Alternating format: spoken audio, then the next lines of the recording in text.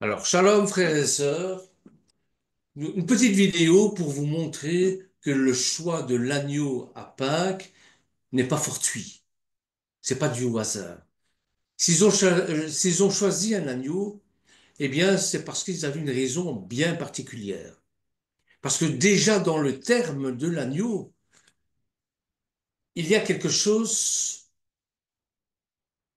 en rapport avec la faute, avec le pardon, avec le sacrifice pour le pardon de la faute. Nous allons voir ça ensemble, parce que bon, on pourrait se demander, mais pourquoi est-ce qu'on a utilisé un agneau et qu'on aurait pu immoler ou on aurait pu mettre en sacrifice un autre animal? Mais pourquoi un agneau à Pâques? Eh bien, on va essayer de répondre à cette question-là. Et pour ça, l'agneau en hébreu se dit sé, comme vous voyez écrit, c'est-à-dire un shin et un et. Hein. Et d'où vient ce mot? Eh bien, ce mot vient de nasa, d'un verbe qui veut dire nasa, que vous voyez en plus gros sur votre droite de votre écran, nasa. Hein. Et on retrouve ça en Exode, puisqu'on est à Pâques, puisqu'on est à Pessah, hein, et qu'on va utiliser un agneau. Voici ce qui nous est dit en Exode 12, verset 5, ce sera un agneau sans défaut, tamin, mâle, sakar, âgé d'un an, et vous pourrez prendre un agneau ou un chevreau. Bon, généralement, on prend l'agneau. Hein. Dans de rares exceptions, on va prendre un chevreau, mais c'est surtout l'agneau qui nous intéresse. L'agneau qui se dit c'est et qui vient de ce verbe nassa qui veut dire lever, porter, supporter, transporter, pardonner, emmener, endurer aussi. On va voir tout ça ensemble. Donc l'agneau, va se substituer à l'homme, car avec Abraham et la ligature d'Isaac, il est interdit de faire des sacrifices humains pour l'expiation des péchés. Et les sacrifices humains sont prohibés dans la Bible, mais on garde une importance centrale sur le plan symbolique dans les trois religions monothéistes. Le récit de la substitution du fils d'Abraham, Isaac, selon la tradition juive, par un bélier lors du sacrifice demandé par l'Éternel à Abraham, symbolise l'abandon des sacrifices humains au profit des sacrifices animaliers. C'est un véritable sacrifice. Abraham et Sarah ont attendu presque la fin de leur vie pour avoir le fils qu'ils attendaient tant, le fils de la promesse. Et l'Éternel leur impose cette ultime épreuve en leur demandant de sacrifier leur fils, leur unique fils en plus, qu'ils ont tellement entendu, Isaac, de le sacrifier. Mais au dernier moment, l'ange de l'Éternel va mettre sa main, va retenir le bras d'Abraham et il va lui demander de sacrifier à sa place un agneau en entendant que plus tard, bien plus tard, le véritable sacrifice se sera fait par Yeshua. On dit même que de ça, Sarah en est morte. Donc, la ligature d'Isaac à Kedah, dans le judaïsme hébreu de l'époque du premier temple, connaissait probablement ce sacrifice résiduel des premiers-nés, puisque tout cela a un rapport aussi avec Moshe, avec la mort des premiers-nés en Égypte, bien évidemment. Mais bon, ce serait trop long à vous expliquer ici. Donc, puisque la Torah prend soin à plusieurs reprises de le condamner de façon absolue, en menaçant même de mort ceux qui s'y livrent. Les prophètes dénonçaient les sacrifices humains comme une forme d'idolâtrie. Or, c'est le péché le plus abominable aux yeux de l'Éternel, c'est de prendre la gloire de Dieu, l'attribuer à quelqu'un d'autre. Idolâtrie, c'est ça. Un autre Dieu, un Dieu fait que les hommes ont fabriqué eux-mêmes. Donc, ce qui faisait d'ailleurs ce sacrifice humain des sacrilèges. La ligature d'Isaac, la Kéda donc, montre à Abraham disposé à sacrifier son propre fils unique, victime consentante. On nous présente souvent Isaac comme un enfant, mais non, c'était un homme accompli, 36 ans. Regardez la similitude d'Ange avec Yeshua. Hein. Donc la substitution finale d'un bélier est considérée comme le symbole de la fin des sacrifices humains. Il est possible que dès le temps des patriarches, en environ de 1200 avant l'ère courante, avant l'avènement de Yeshua, selon l'ère grégorien, et au plus tard, en 800, la religion d'Israël, ancêtre de ce qui deviendra plus tard le judaïsme, et remplacer la victime humaine par une victime animale. Mais même ce sacrifice est strictement réglementé. Et la Torah interdit, en autre chose, aux Juifs la consommation du sang, puisque c'est là que réside la vie et que le sang, en conséquence, appartient exclusivement à Elohim. Donc, c'est vient du verbe nassa, lever, porter, supporter, transporter, endurer, pardonner. Voilà toutes les occurrences, voilà tous les synonymes hein, que ce verbe, euh, euh, la compréhension de ce verbe dans sa totalité. Alors, commencez bien sûr à comprendre pourquoi on prend l'agneau à Pâques. Et l'agneau, bien sûr, a un rapport avec la faute, avec le péché. Dans le Lévitique, vous avez plusieurs sortes de fautes. Hein. Vous avez plusieurs sortes d'offrandes en fonction de la gravité de la faute. Hein. Et l'agneau va servir aussi pour le pardon d'une certaine faute qu'on appelle le hazan, le sacrifice pour le délit. Je vous rappelle que ce qui change entre le manquement et le délit, c'est le niveau où est portée la faute. Et les rabbins établissent une différence au sens où le délit serait un manquement, sinon volontaire, du moins pleinement responsable, sans pour autant grever définitivement, évidemment, le retour vers Hachem.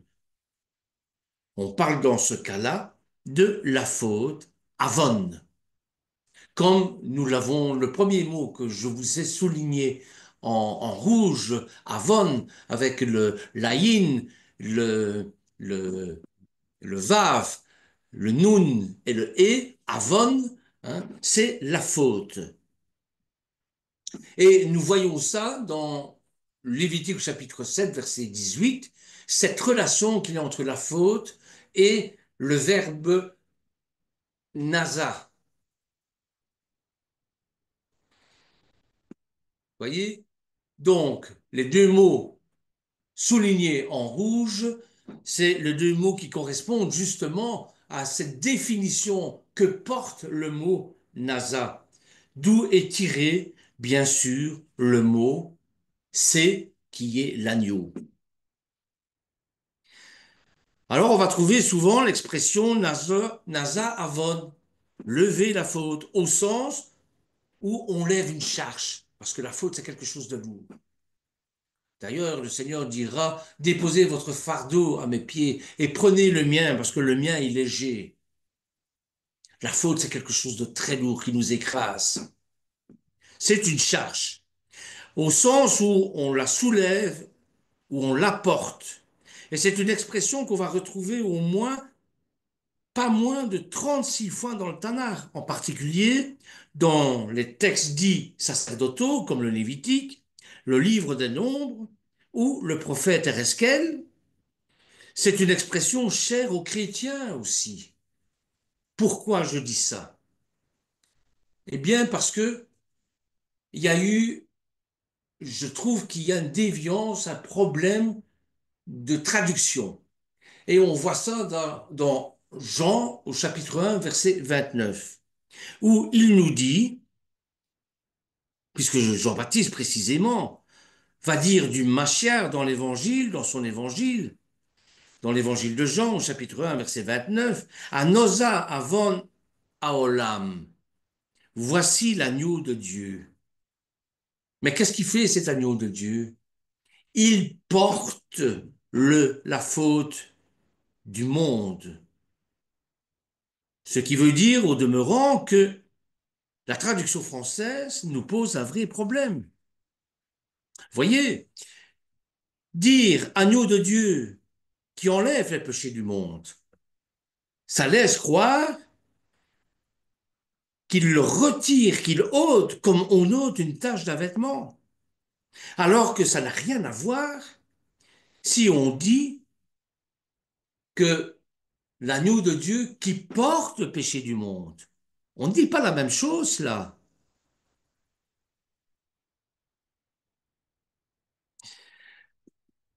Donc, il faudrait dire le lendemain, il vit Yeshua, il vit Jésus venant à lui, et il lui dit, voici l'agneau de Dieu qui porte le péché du monde. Et le terme en grec est ron, c'est ça que ça veut dire. Idée o amnos tout teiou. Voici l'agneau de Dieu. Amnos, c'est l'agneau. Tout teiou de Dieu. O Héron, tel amartian tout cosmou.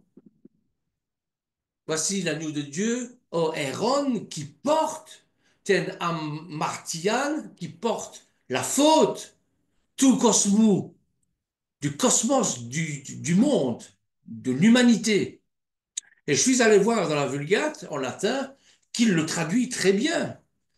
La Vulgate nous dit ceci. Ecce agnus Dei, ecce qui tolit peccata mundi. Le Christ n'enlève rien, il soulève, il porte, il transporte, il endure. Voilà, c'est ça. Il porte le avon aolam, le péché du monde, comme le traduit très bien par ailleurs le latin dans la Vulgate, quistolit, pardon, peccata mundi. Et tolos, c'est soulever, tolero en français. La signification de tolero, c'est, dans un sens premier, supporter, endurer, tolérer. D'ailleurs, tolérer, eh bien, vient de ce terme-là, de ce verbe-là en latin. Vous voyez? Donc, la racine est proto-indo-européenne qui est tella, qui signifie donc porter. Et on voit la charge sur le dos de l'homme. Si tu veux être mon disciple, tu prends ta croix et tu me suis. Mais c'est quelque chose de lourd, porter sa croix. Pourquoi c'est lourd? À cause du péché des origines. Voyez? Donc, ce terme-là, hein, le Seigneur ne vient pas pour enlever le péché du monde.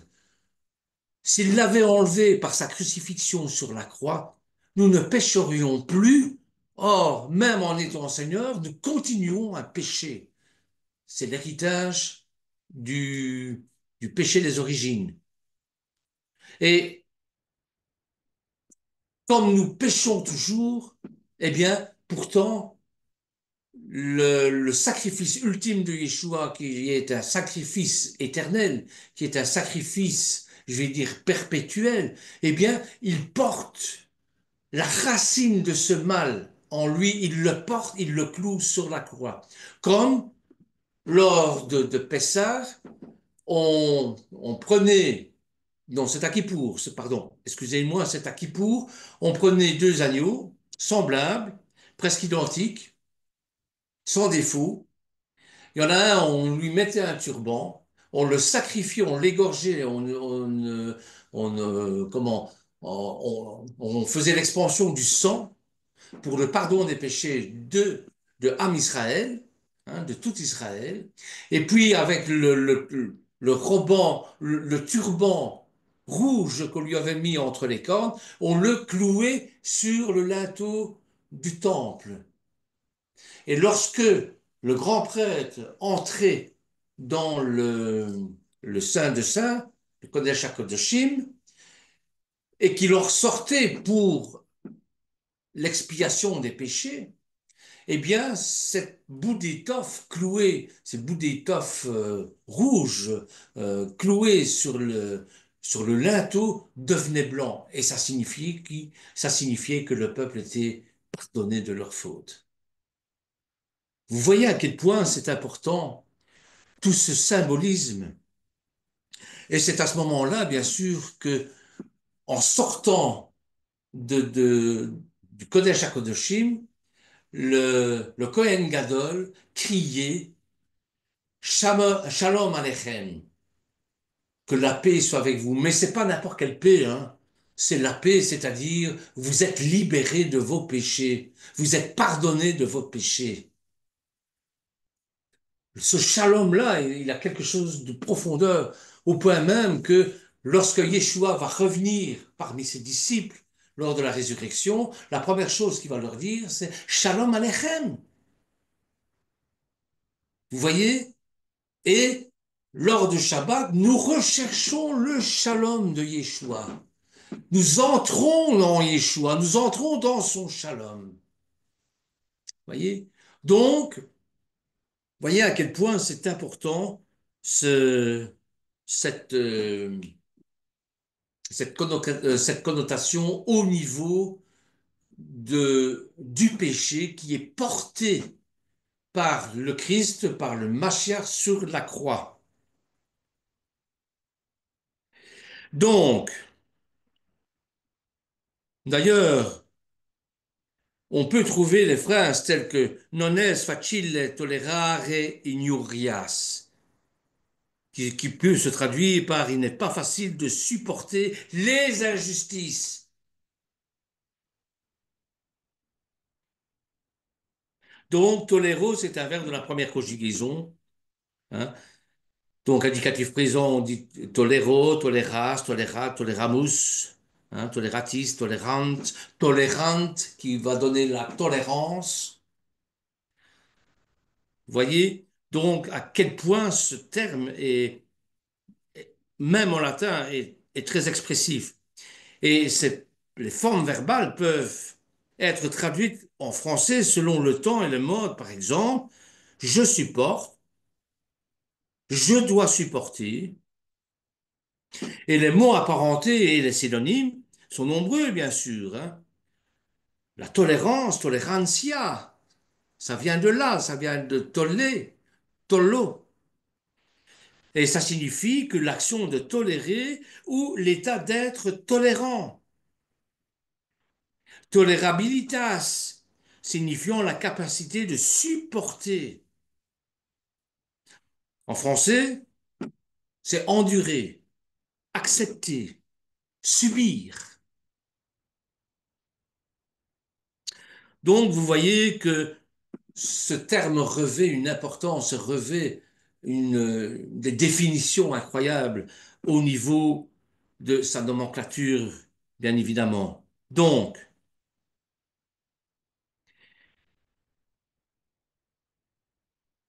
dans l'usage moderne, on peut utiliser ce mot dans l'usage courant comme tolérer. Je te tolère. Tu es infernal, mais je te tolère. Je tolère ce que tu es. Et ça désigne l'action d'accepter quelque chose, surtout dans un contexte moral, qui peut être parfois aussi lourd comme une faute, comme un péché, ou éthique.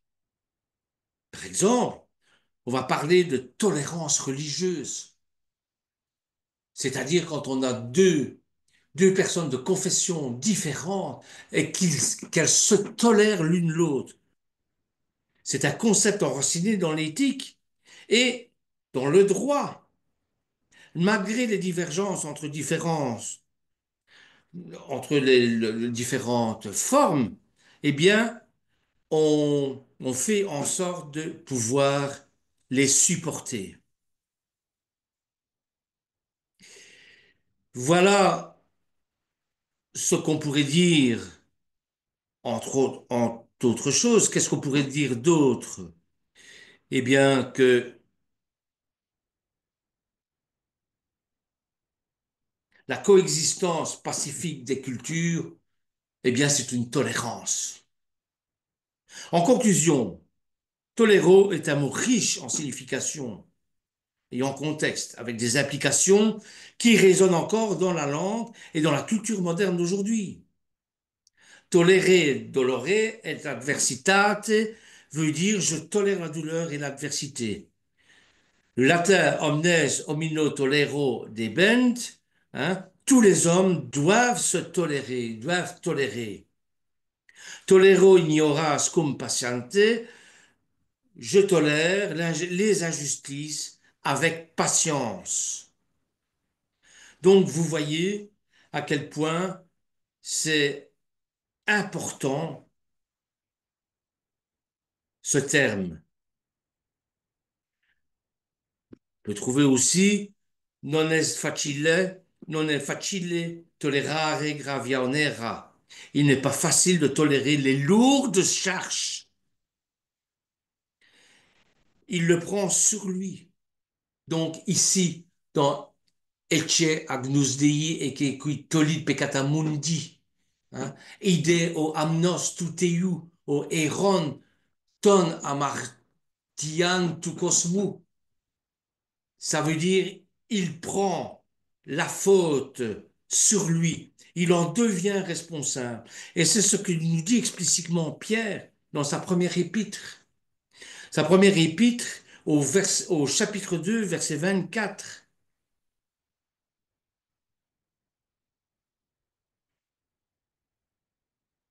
qui nous dit, lui qui a porté lui-même nos péchés en son corps, enton somatio tout, sur le bois, et titul xulon, afin que, morts au péché, nous vivions par la justice. Et lui par les meurtrissures auxquelles vous avez été guéris. Lui qui a porté lui-même nos péchés en son corps. Et bien sûr, où on parle de cela, où on parle d'avoir porté nos péchés en son corps, par les meurtrissures duquel vous avez été guéris, eh bien, c'est le prophète Isaïe qui en parle le mieux. Dans Isaïe au chapitre 53, verset 4. Verset 4, où on rencontre de nouveau ce verbe nasa que j'ai souligné en rouge. Et qui nous dit, cependant, ce sont nos souffrances qu'il a portées. Pas qu'il a effacées, pas qu'il a ôtées, mais qu'il a portées. C'est de nos douleurs qu'il s'est chargé. Et nous l'avons considéré comme puni, frappé de Dieu et humilié. Voilà. Donc, bien sûr, bien sûr, on n'est pas là pour partir en guerre contre les traducteurs et contre les traductions liturgiques, parce que ne jetons pas le bébé avec l'eau du bain, s'il vous plaît. Bon, c'est un travail colossal, c'est un travail euh, très difficile. Pourquoi? Parce que c'est traduire la conception, la pensée d'un texte dans une autre langue. Et vous savez comme moi que traduction, traduire, c'est trahir, comme disent les Italiens. Et je le crois sincèrement. faire passer une idée, faire passer l'idée de Dieu, l'idée thoraïque, à travers les différentes langues. C'est quelque chose d'excessivement difficile. On est toujours dans la tour de Babel, là. Alors ne crucifions pas les traducteurs.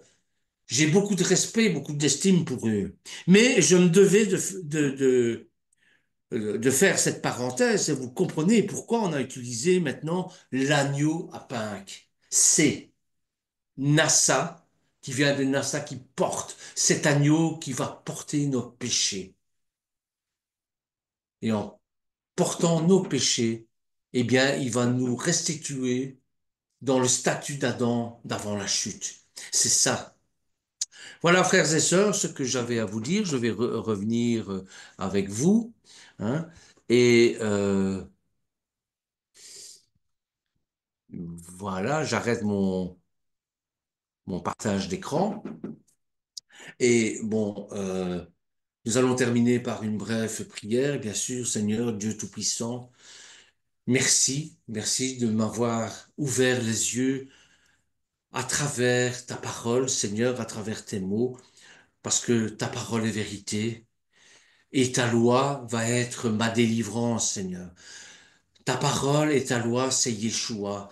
C'est Yeshua qui, par son sacrifice ultime, me sauve et qui, par son sang, me régénère et par son sang, me, me libère de toutes ces charges, de toutes ces fautes qui prennent leur source dans l'héritage du péché adamique, et du péché des origines. Seigneur, je te remets ces quelques instants entre tes mains. Puisses-tu donner à manger et à boire aux frères et sœurs qui ont soif, qui ont faim de toi, à travers mes mots, que ce soit tes mots, que ce ne soit pas les miens, que ce soit en pensée, que ce ne soit pas la mienne, Seigneur. Amen, ve Amen.